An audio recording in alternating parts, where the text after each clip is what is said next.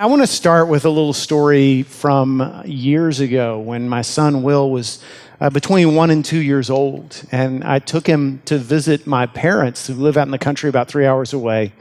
And I love both my kids, but there are some men who are really good with babies. I'm not one of them. If you hand me a baby, I'll say, wow, this is really adorable. What do I do? I don't know. Even with my own kids, I was like, So, my goal with little 1.5-year-old Will was, let's get him to go to sleep. Okay, let's make him tired. So out in the country, there's lots to do. We ran, we chased, we climbed, we threw rocks, we did the things. And he was good and tired. Night fell, and my mom set up this little temporary crib. So here's, the walls of it are taller than his head. So he's going to be in there, right? So I read him a Bible story. I prayed a prayer with him. I laid him in that crib, walked down the hall, sat down with my parents who were watching TV, finally, for the first time all day, relaxed. And like 30 seconds later, my mom points to me, and she says, look. And I turn, and right there standing on my right shoulder is my son. He's got this big grin on his face, and he says, I back. So yeah, that's a famous story in the Berger household. But I tell you that to say this. When you read the book of Acts in the New Testament, it's the story of the beginning of what we call Christianity. And you can read it as a series of barriers, like that crib that we put Will in. And I thought, okay, he's down for the night. He's not getting out of there until I pull him out myself. There are a series of barriers that are placed around, fences, you might say, walls that are placed around the Jesus movement in its early days.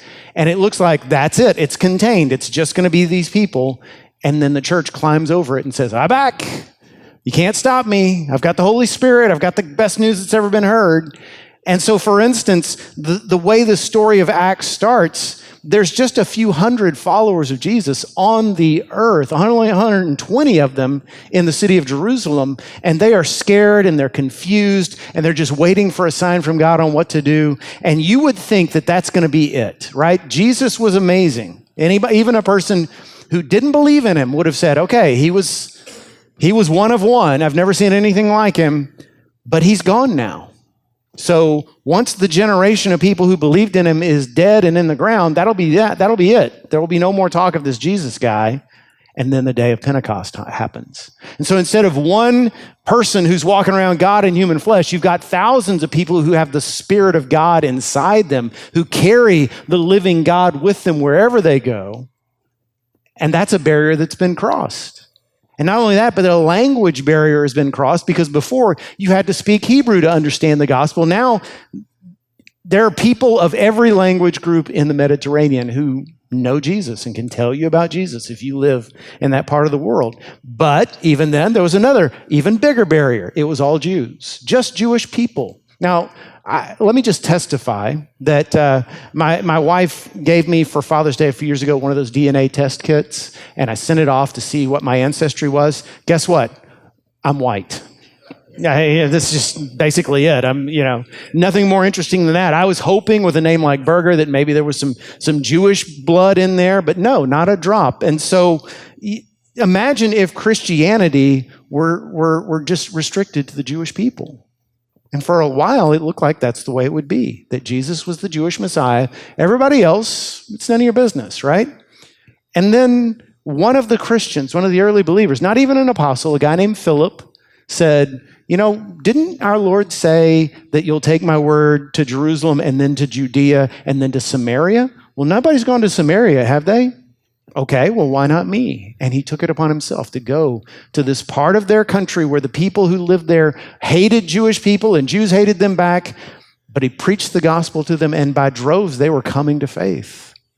And so in the midst of this great awakening, this great coming to the Lord, God says to Philip, okay, leave this place and go stand on a road in Gaza, which is a long way away in the middle of the desert. And Philip does it. It makes no sense strategically, but he does it. And as he's standing there, along comes this chariot, and this chariot is driven by a black man. So clearly not from around here, not someone who is Jewish or Samaritan. Philip shares the gospel with him. He gets saved. Turns out he is the treasurer of the court of the queen of Ethiopia. He takes the gospel with him down there. To this day, there is a Christian denomination, the Ethiopian Orthodox Church, that counts that man as their founder. So again, another huge barrier has been broken. But it's still, at that point, it's still just in Israel, right? There's that one guy, but everybody else could say, yeah, that was just a fluke. God can save anybody he wants, but it's still just in Israel. Just in the geographical area of Israel. And the apostles aren't part of this. So that's where we stand. Today, we're going to look at the biggest barrier yet that the church has to cross. And we'll talk about the two barriers that our church today, the church today, still has to face. Okay? So let's look at this barrier they face in Acts chapter 10, verse 1. At Caesarea, there was a man named Cornelius, a centurion in what was known as the Italian regiment. He and all his family were devout and God-fearing. He gave generously to those in need and prayed to God regularly. One day at about 3 p.m, he had a vision. He distinctly saw an angel of God who came to him and said, Cornelius. Cornelius stared at him in fear. What is it, Lord? He asked. The angel answered, your prayers and gifts to the poor have come up as a memorial offering before God. Now send men to Joppa to bring back a man named Simon, who is called Peter. Now, the interesting thing about this is Caesarea is on the coast. It was the Roman capital city of Israel.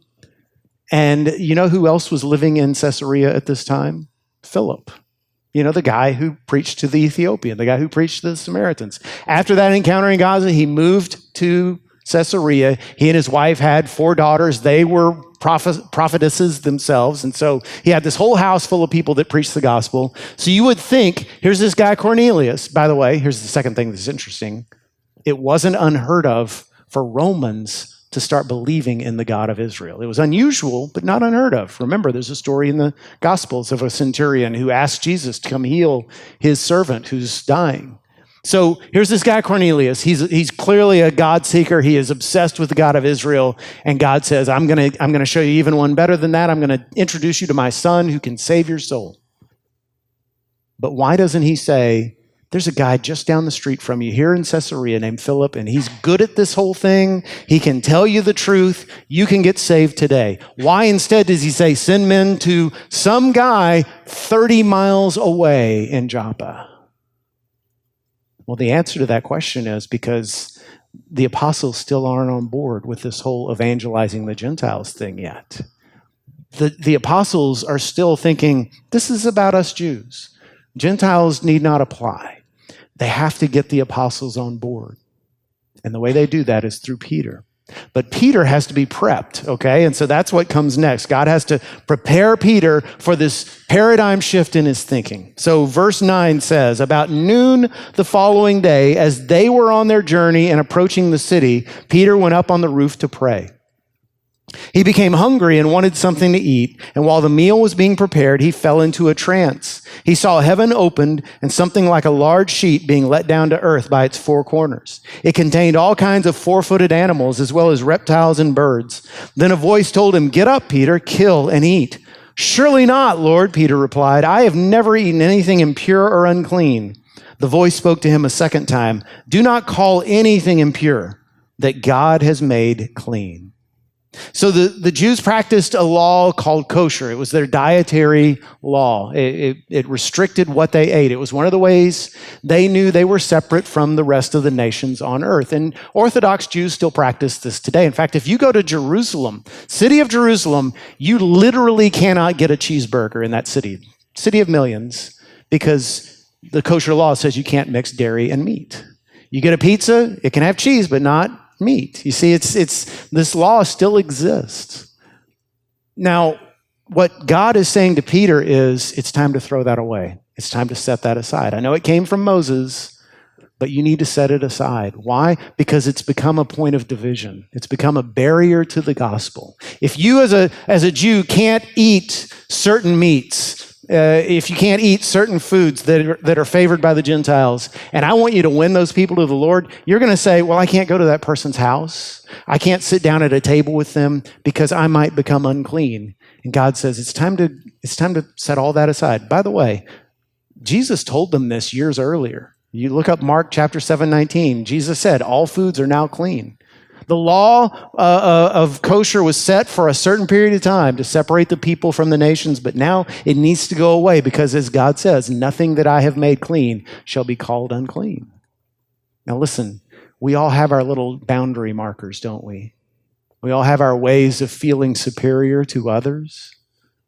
If you're a person who keeps your yard nice and clean and trims and mows every week and you weed your flower beds and you mulch and you get yard of the month 3 or 4 times a year, and your next door neighbor mows maybe once every 6 weeks, that's a point of separation between you two, right? Because you look down on them. You may not say anything snobby, but you're like, okay, I'm better.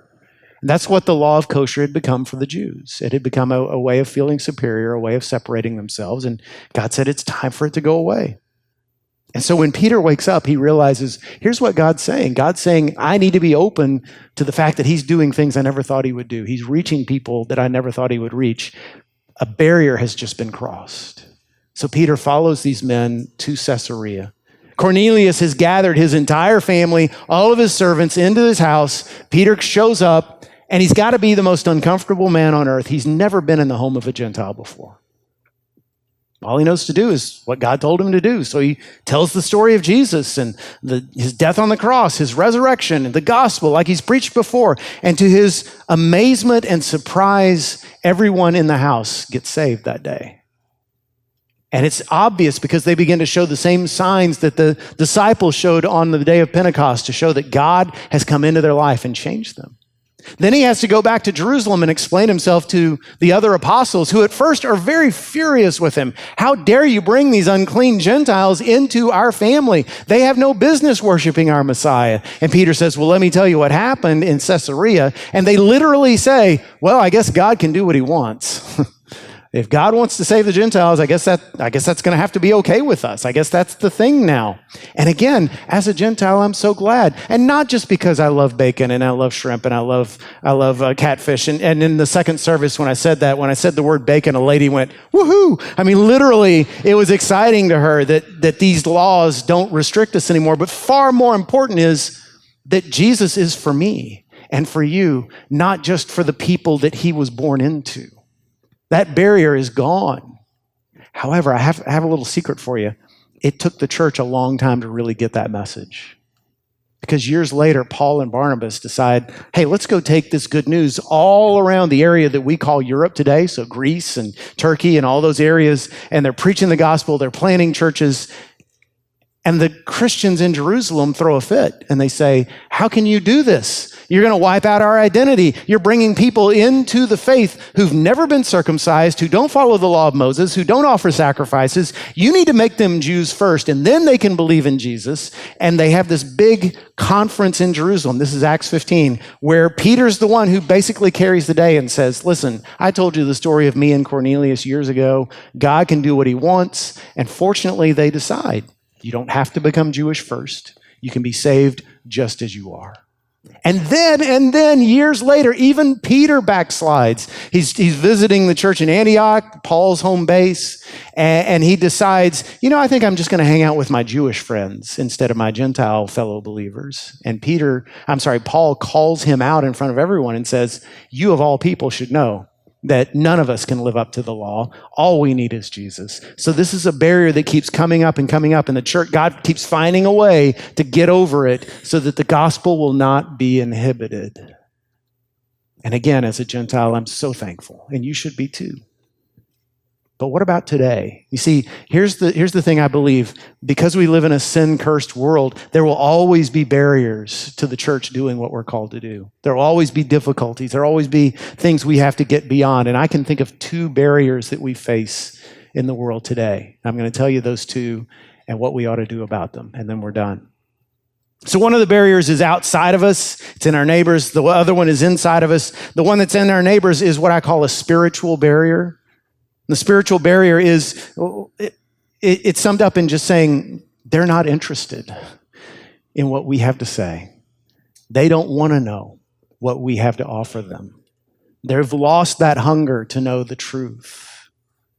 See, I talk to people who are my age and older who can testify that things used to be a little different in this country. Not perfect. We have a way of seeing the past through rose-colored glasses, but definitely the church was more influential. Christianity was more a part of culture than it is today, and certainly more people were coming to faith in those days. I'm talking from the mid-40s to at least the end of the 70s. And so people in that, when we're talking and they're my age or older, they'll say, what we need is another Billy Graham.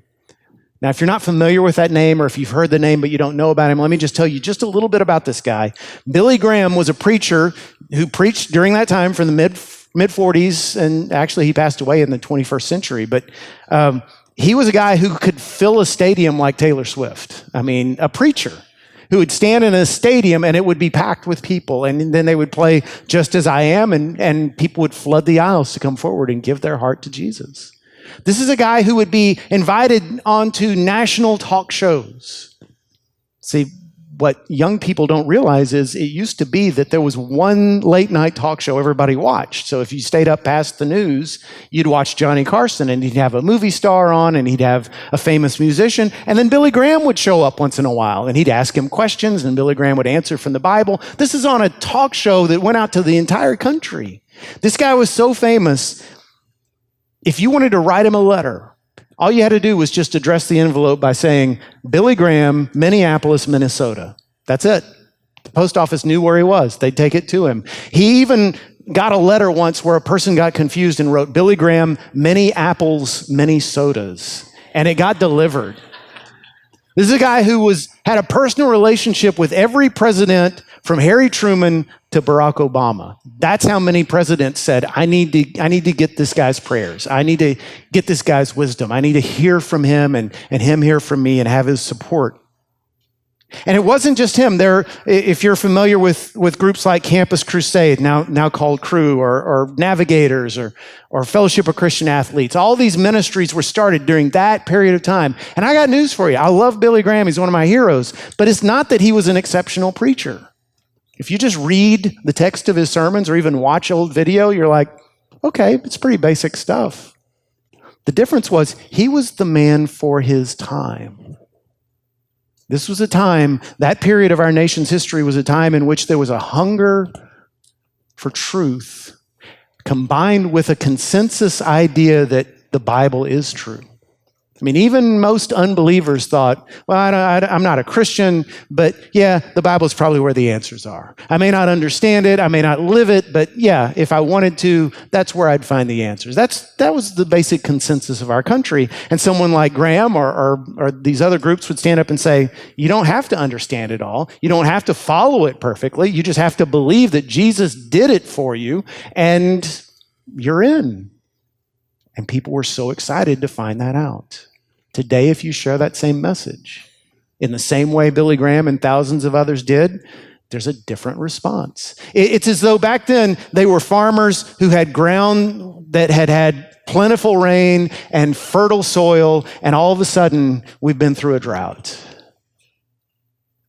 And it's so much harder to get a harvest than it used to be.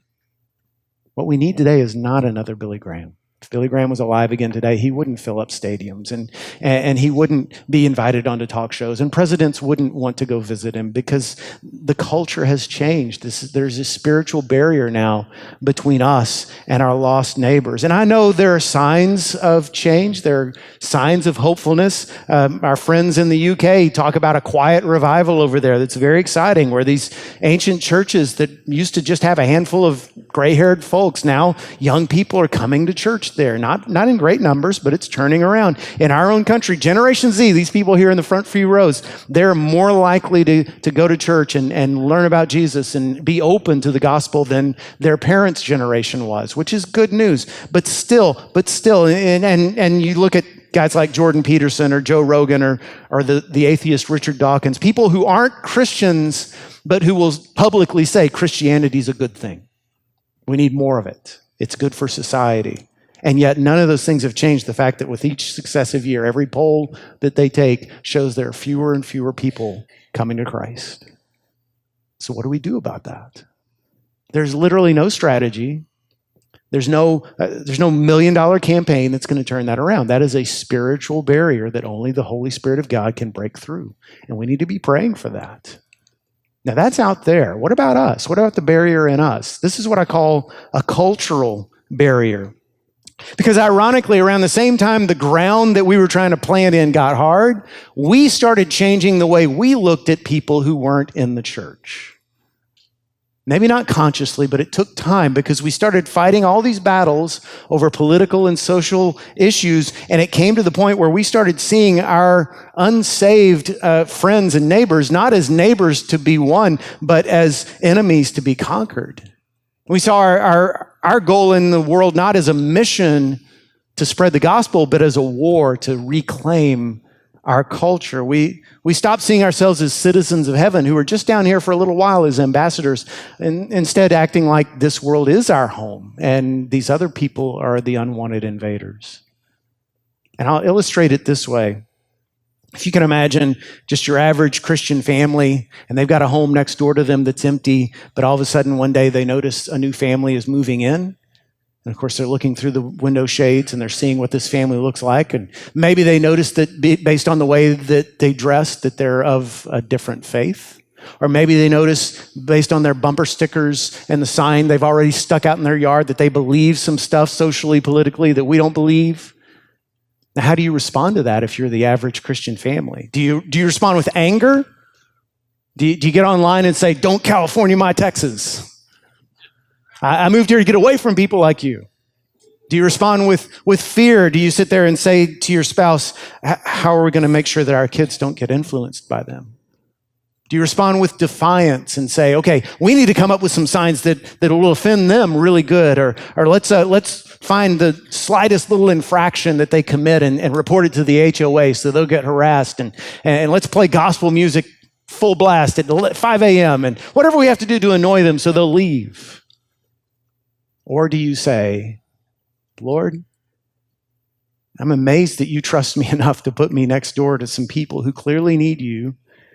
And I know that I'm not up to the task, so I'm asking you to help me and grant me wisdom, and grant me courage and humility, the ability to see them through your eyes. Just help me, oh Lord, to do my part, to bring them to you. Thank you for this opportunity." See, I'm afraid when the world looks at us, when our non-Christian neighbors think about us, they see anger, they see fear, they see defiance. They don't see the love of Christ.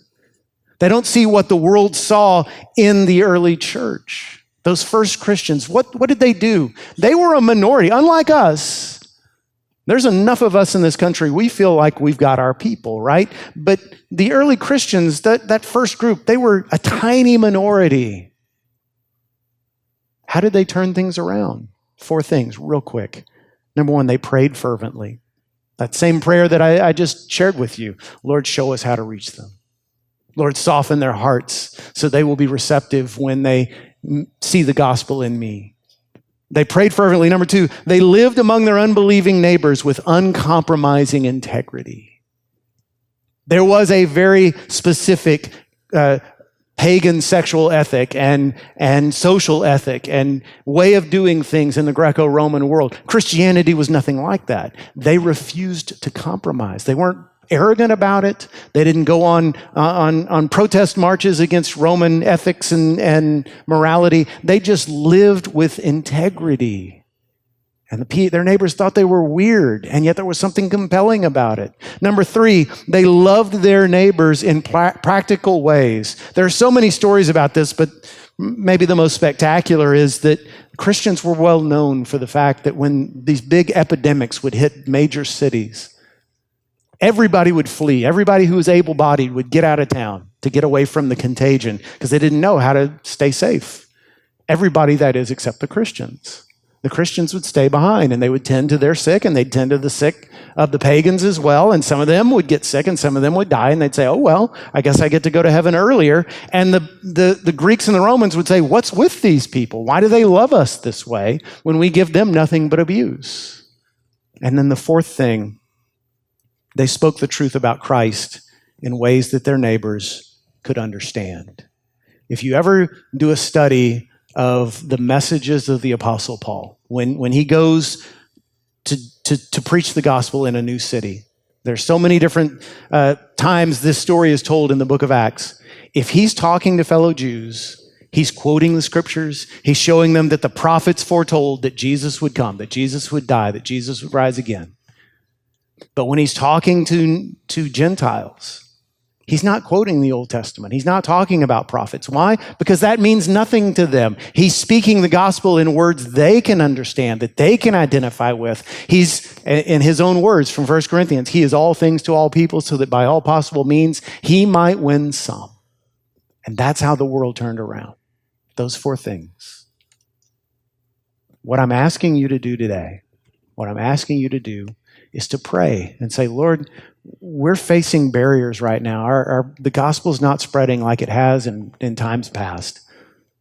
So soften the hearts of my neighbors and help me to love them like you love them and show me how to reach them. That's what needs to happen. That's what will happen when revival hits. There's a great story about these two little Jewish boys, Maurice and Joseph Jaffo. Maurice was 12, Joseph was 10. They were French Jews in the 1940s. Germany had conquered France. There was a tiny little free area of France in the south, and so most Jewish French people got out of town. They fled to free France as quickly as they could. But Maurice and Joseph's parents couldn't afford to leave. So they scraped together all their money, and they made the heartbreaking decision to send their boys ahead of them. They said, we'll try to get to you later, but if you can get to free France, our relatives live there, you'll find them, you'll be safe. So imagine being 12 and 10 years old, and you and your sibling getting on a train and going someplace you've never been. And they came to the end of the line, and they still weren't across the border. And they had to pay somebody who took a lot of their money to get them across the border into free France. And once they were there, it was almost nighttime, so they found a barn, just an empty barn, and they bedded down for the night there. But in the middle of the night, little Joseph woke up, the 10-year-old, and he noticed that his brother wasn't there, and he was very scared. So he turned on his flashlight, and he noticed there was a note sitting right there on the ground beside him, and it said, "Don't worry, I'll be back." That's all it said. And with the faith of a 10-year-old, he just went back to sleep. When he woke up in the morning, the barn was full of people. And he found his brother. He goes, "Who are all these people?" He said, "Well, I figured now that I know the way through, I should get others across too." And so he'd spent the entire night going back and forth across the border, finding people and saying, "No, I'll take you for free. I'll show you where we crossed. Here's how you get there." Is there a better analogy for what we're called to do? Because we've found the way. We have found the way, not because we're smart, not because we're worthy, because of the grace of God, we have found the way, the truth, and the life. How can we not share that with someone else? And I know there's all kinds of things that make it hard to share your faith, and I'm not asking you to become suddenly this dynamo. I am asking you to pray, Lord, give me a heart for the lost like your heart for the lost. Lord, change the heart of my church, change the heart of the church so that we will love our neighbors like we should. Because that's what it's going to take. Because someday Jesus is coming back. Someday Jesus is going to step back onto the world stage and he's going to say, "I'm back." And you're going to want to be standing there and saying, "Lord, I'm saved by your grace, but let me introduce you to the people I've brought with me." How much better will it be to not go before him empty-handed,